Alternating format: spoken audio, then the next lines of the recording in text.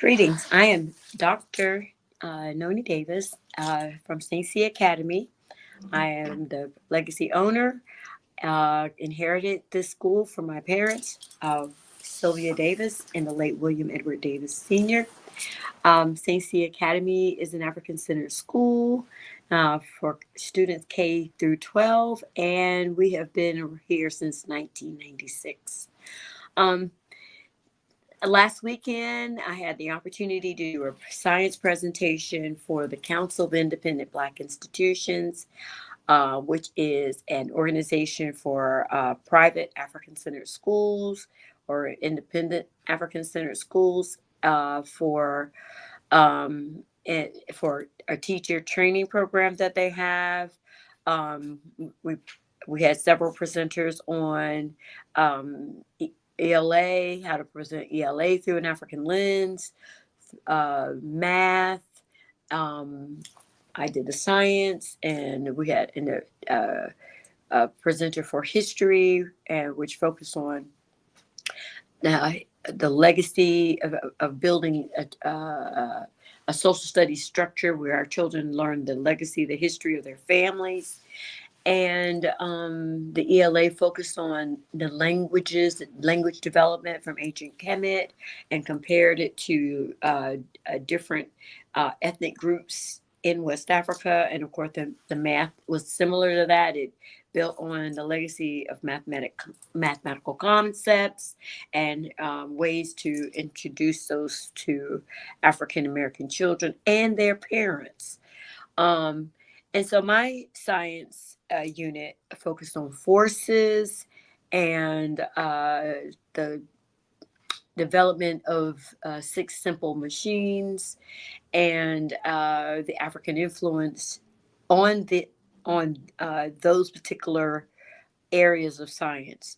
Every year, I introduce my students to these concepts because, of course, um, a lot of times, unfortunately, African Americans are left out of the science.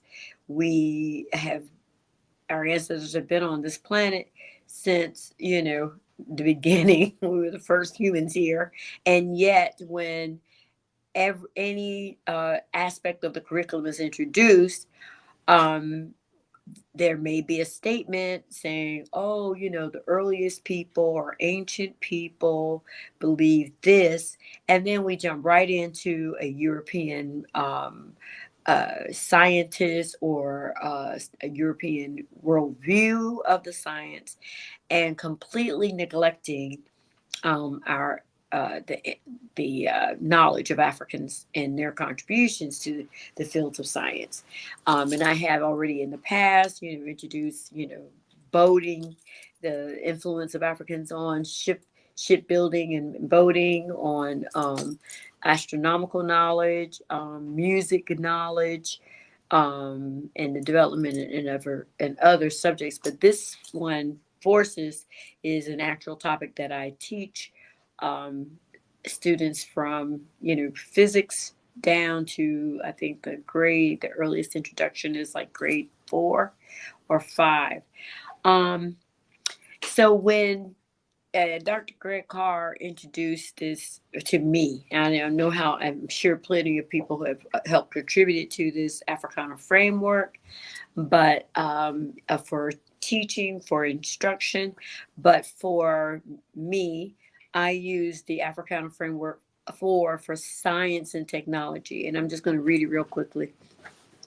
This category asks the question: what type of ideas about how nature works in science did people develop, and or what devices did people create to shape their natural, animal, and human environments? And answers to this question will differ depending on the people being studied, and students should be encouraged to identify the relationship between culture, science, and technology. So for me, what that means is that what types of ideas about how nature works does people develop? So we know that Africans had, we were the first ones here. So we had to observe the stars. And after some point, we began to notice there were patterns about the stars. We identified storms, and so we understood the force of the winds, what the power of the rain, the power of electricity when we saw the lightning storms, the power of flooding, what happens when you have too much rain. We understood the power of the sun, and the heat that it generated, the impact on plants being raised, growing. So we knew it was a life source. Um, so we knew these forces, these basic forces: air, wind, fire, and electricity, and earth. Um, that these were the prevalent forces on this planet. And we had to figure out how to navigate these. We also uh, understood geology. We used stones. We invented stone tools, and we learned how to manage animal life. We learned the value of plant life for medicinal nourishment, nutrition, all of those things. And so we were constantly having to, like, well, everything was new, and over a period of time, we mastered our understanding of these natural forces in our environment, and we deified them. We created a cosmology or a religious practice, honoring, respecting, and people would say worshiping these these forces that we had deified, and then we also found a way to manipulate them to create something new. And so how did we shape them? What happened in North Africa, what happened in Southern Africa, what happened in the Western region of Africa, and what happened in the Eastern area. And so, depending on the environment, depending on whether you lived in the Sahara Desert, or if you lived in a rainforest, or you lived in a savanna, what did you have to do to survive in that area, to build your own build to build a shelter, to like I said, cure yourself of illnesses, get access to water, and how did you develop your food? And so that would be my first unit. So, what is a force? So, because I teach, like I said, children ages 7 through 12, I develop a curriculum that always begins with African Americans, or African people. Sorry, not African Americans. We the last ones on we're the latest version of what it means to be African. But so what is a force? It's a push and a pull. It's a force can be the wind blowing something, a piece of paper across the street. A force can be throwing a basketball into a basketball hoop, or in my case, striking a tennis ball with either a top spin or a slice, or just a flat hit, contact. Let's see. There are several forces on the earth. We've got gravity, we've got buoyancy, we've got applied force, we have electromagnetism, we have friction, spring, drag, and nuclear forces that occur in atoms and protons and neutrons inside of an atom, and we have a radioactive atom. So, what are some African forces in cosmology? So, the one that I'm most familiar with, I mean, I have an idea a little bit about the Kemetic ones, or ancient Egyptian cosmology, but the one I'm most familiar with is Ifa, which is practiced by the Yoruba people. And our ancestors named these forces, and today I refer to the spiritual that spiritual system. So when the Yoruba consider the wind or the ancestors, they say, "Oh yeah." For water, Yemenja. For fire, Shango. For iron, metal, or what we would consider the earth, Ogun. Ogun also symbolizes civilization and advancement. Um, you have a Chosi, justice and balance, and so you operate in with a just attitude, respect for for nature, and balance, not doing more, taking more than you need, and making sure that life can continue itself, right? Um, and then rivers, Oshun, and the karmic force of the universe, reciprocity, Eshu. So our ancestors identified the characteristics of these forces, and like I said, they deified them to gain better of understanding of how to interact with them. With their knowledge, they developed an applicable approach that was passed down through oral traditions, apprenticeships, and mastery in their families and clans. And so when researching the hunter gatherers, so the hunter gatherers would be the first group of people here, and on the planet, and some of these may not necessarily have been uh, well, Homo sapiens, but they were, there's several branches of Homo sapiens, but these early people would be the ones who created stone tools, and so 2 million years ago, they have discovered that the San people of Ethiopians, people from Kenya, and people of the Niger Delta in Dartichet, which I mean, which was around 10,000 BC, which I've already talked to you all about, and Gengeno, 4,000 BC. We find that in the Nox civilization, of course, we find that Africans had already domesticated animals. They had developed the cultivation of grains and were smelting metals and were building civilization. So by 10,000 BC, we had gotten to those things. But in our more ancient times, we were still using stone tools. What do we do with these stone tools? We use them to dig, we use them to crush uh, grains or vegetables or fruits or whatever plants that we were trying to consume, and we also they to cut flowers or cut animals.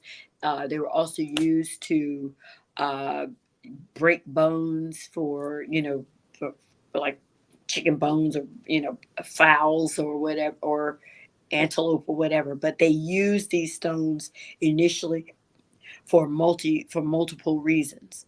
Um, uh, so here the orishas, I had, or in this my presentation, I had examples of the orishas, but um, for gravity, where do we see gravity? When you bounce a ball, you see gravity when you throw something up in the air and it comes back down. You also see the axis of rotation if you hold a ball on your finger and it spins.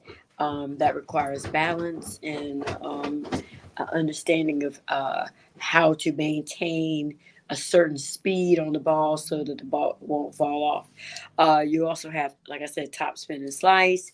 You have applied forces when you push up against an object, when you roll a wheelbarrow, when you are pulling a rope with not tug of war, but I'm thinking more when I was in Sierra Leone, or on the coast of Jamaica, you would see the fishermen pulling ropes in uh, with their daily catch. Um, Buoyant nuclear force is the splitting of an atom, or breaking the molecular connection between atoms. Uh, when you boil water, um, you're separating the hydrogen and the oxygen atoms from each other, and turns into water vapor or gas. It changes states of matter.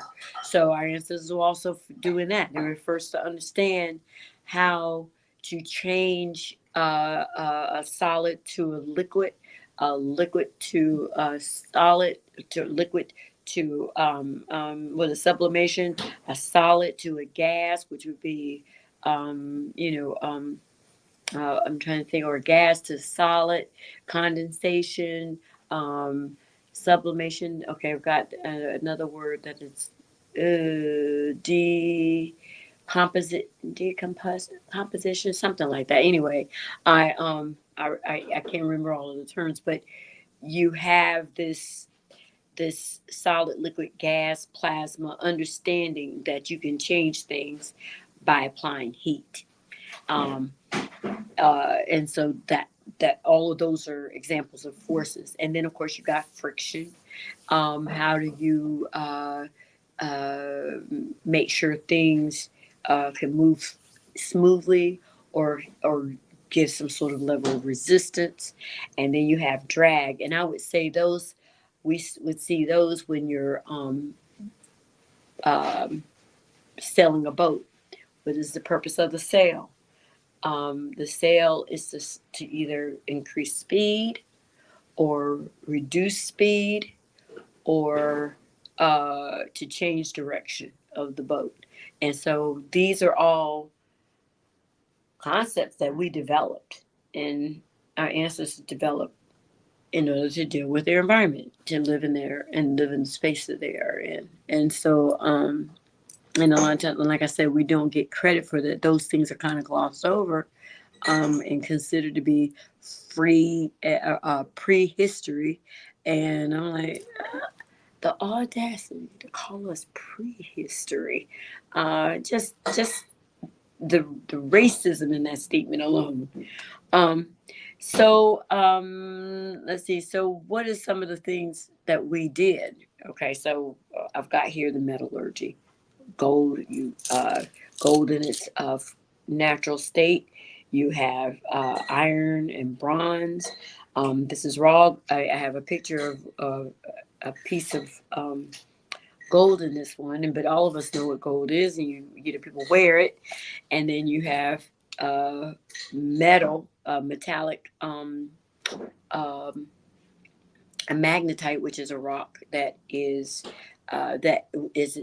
found all over in West Africa, and uh, our ancestors. It was a magnetic rock, so and I've got a couple next door. But if you put it beside a magnet, the magnet will stick to this rock. So our ancestors figured out how to melt this rock.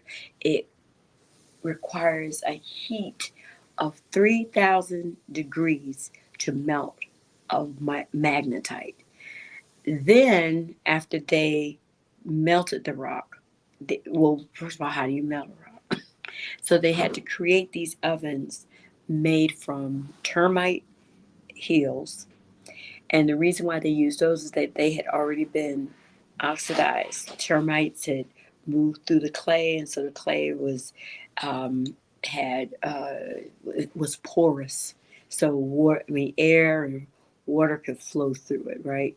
So they used this, and then they took dried grass and they called it flux, and they mixed these together and created this oven out of that. And then they designed it so it had a hole in the top. So air. I mean the it could release toxins. And then they also constructed these tubes on the side out of the same clay, so that they could control the heat that was flowing into the oven. And then you would see the the rock would melt. And so then, after they melted it, they would mold it and shape it into the tool that they wanted. The spear, the sword, the the digging tool, whatever they needed. And what is amazing is that after they have melted this rock, this this metal reconstitutes itself and is now still magnetic. And so the genius of our ancestors um, to create these ovens, to think that they could even accomplish this, create an oven that could achieve a heat of 3,000 degrees. It most of us, our stoves don't go past 500, but our ancestors had created something that could get up to 3,000 degrees, about 3,000 degrees, and melt these rocks. So that level of knowledge and expertise, and we were the first ones to do that. We were smelting gold at 6,000 BC. The Ethiopians were doing that. When you go back and look at one of the things they said about Dartichit, which is in the area of Ouagadougou, that's near Mali. I think I've talked to you all about that. Mali and Mauritania and Senegal, Gambia, that area. Geno is there too. They said there were uh, several, not just one iron pit, but there were several locations in that in Dartichit where you had iron smelting pits all over. So I mean, they were really like they mastered this thing. Um, and so and then you also have the bronze statues, and so our this is Benin. That's also and then you got the Nok civilization with the clay, the terracotta. So our people were really mastering these different aspects. Oh, there you go. Of there's the gold and there's the iron and there's the bronze. Thank you so much. And so we were developing high quality um, uh, products prehistory. Prehistory. So it's unbelievable to me. And so then the my next area of presentation was Newton's three laws of motion. So the law of motion is there you go. Thank you. An object will stay in uniform motion unless a net force acts on the object. So inertia is the tendency of an object to resist any change in motion. So what would this be? An object will stay in motion. So what did Africans use, or how did they demonstrate this? Well, if you've seen a bow and arrow, um, our ancestors, the tips of these arrows are designed like a bird's beak, right? They've got this curvature here, from from my finger to my thumb, and so in that you'll see they designed it to be sharp and pointed, and they so that it could penetrate the air, right? Because you got the air going over and under um, the spear, or if it's split or split, it's either splitting this way or splitting this way, right? So, so it's the thrust and all that, right, of the arrow. Then they also understood the tension. So when you're pulling the arrow back, right, on the bow, you there are degrees of tension. So you got this. If you pull stop on at one point, it may not go as far, but the further back you pull it, the more motion that arrow is going to have, or that spear is going to have. So inertia is a tendency of an object to resist any change in motion. It will not stop. It will keep going. And so that was our gift to man, the first weapon of the spirit, the bow and the arrow, and our spears, and then swords. Um, as he force is the product of mass and acceleration. The greater the mass of the object, the smaller its change in motion will be given force. Where do we see that? Okay, so our in the mountains of several African communities, one of the ways that they dealt with this force, mass and acceleration, were to use the strategy of collecting boulders, middle size to enormous sizes, and rolling them up if they live in the mountainous areas, like I said, they would roll them to the top of the hills, right? And in fact, it was a rites of passage for young men to be able to roll those boulders up those inclined planes uh, to the top of these mountains. And they were, and this is also, inertia. They would, if their village was attacked, they would roll those, use a lever to roll those boulders down the hill. Um, Now, I've also heard a beautiful story about what happened in villages in Sierra Leone during their struggle with slave catchers. Um, there were ways that they would take villagers to, the villagers would uh, gather and move everybody, escape the village and move to the highest peak and they or highest elevation, and the women would hide, and then the men would also do the same thing. They would roll boulders down on the slave catchers.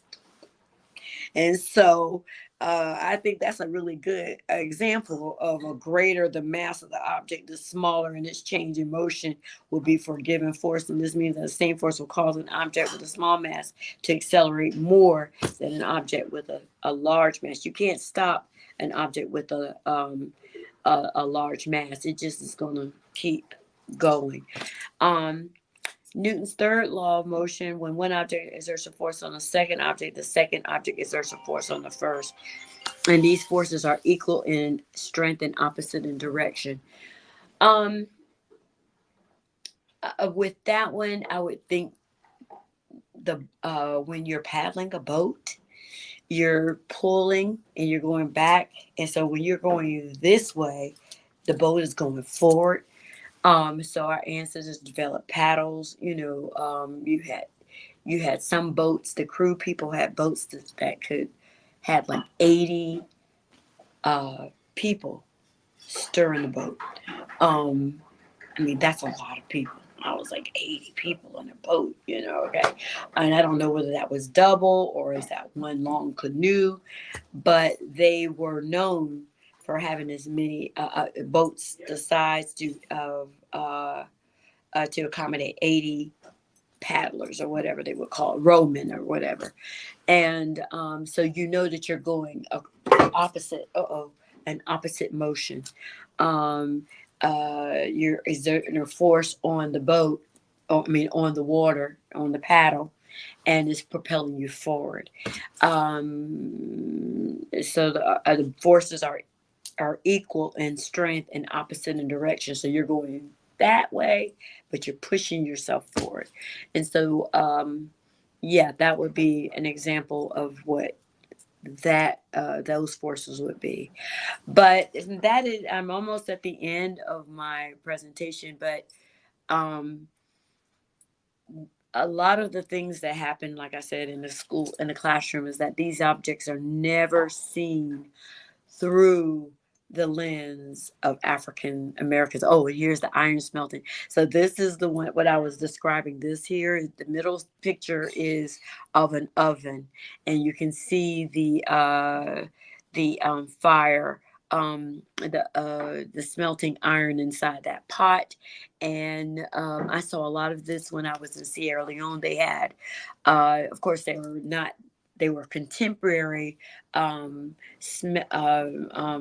structures that they were using to smelt iron, but you still had like people, you had young people, the children, everybody gathered around to smelt these rocks or learn apprenticing this knowledge, learning this knowledge from the elders, the children, elders, and the apprentices, all of them together.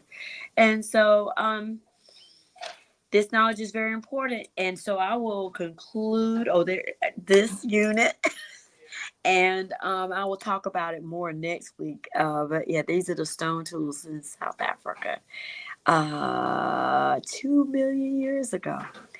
So thank you so much. And I will see you all next week.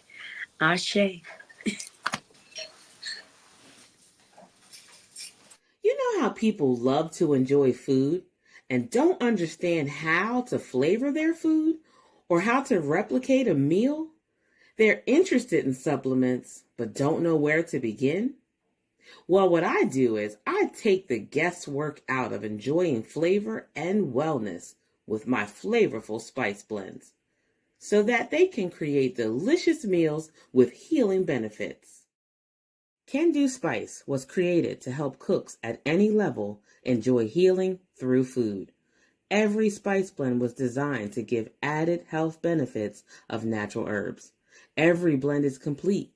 There's no need to add any additional spice for a delicious meal. Saving you time and money while adding supplements to your meals can be both tasty and fun. My earliest memories in the kitchen began with my father, Kenny Can Do Bond, so it was fitting that I would name this line after him. I have always looked to natural remedies to supplement the body, and I found myself hiding herbs and minerals in foods for my family. That's when it hit me. Everyone needs Can Do Spice. Everyone should be having this. It's an exclusive brand for cooks at any level who want to create flavorful dishes with healing benefits that can satisfy the body and soul. Add a little spice to your life. Give Can Do Spice a try.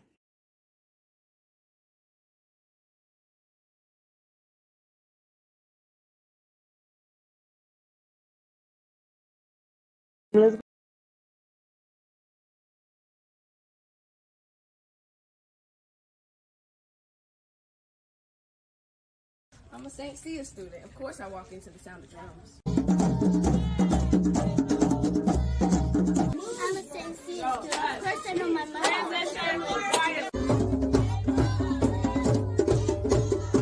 I'm a St. Cia student. Of course I can play the drum. I'm a St. Cia student. Of course I can work with my hands. I'm a St. Cia student.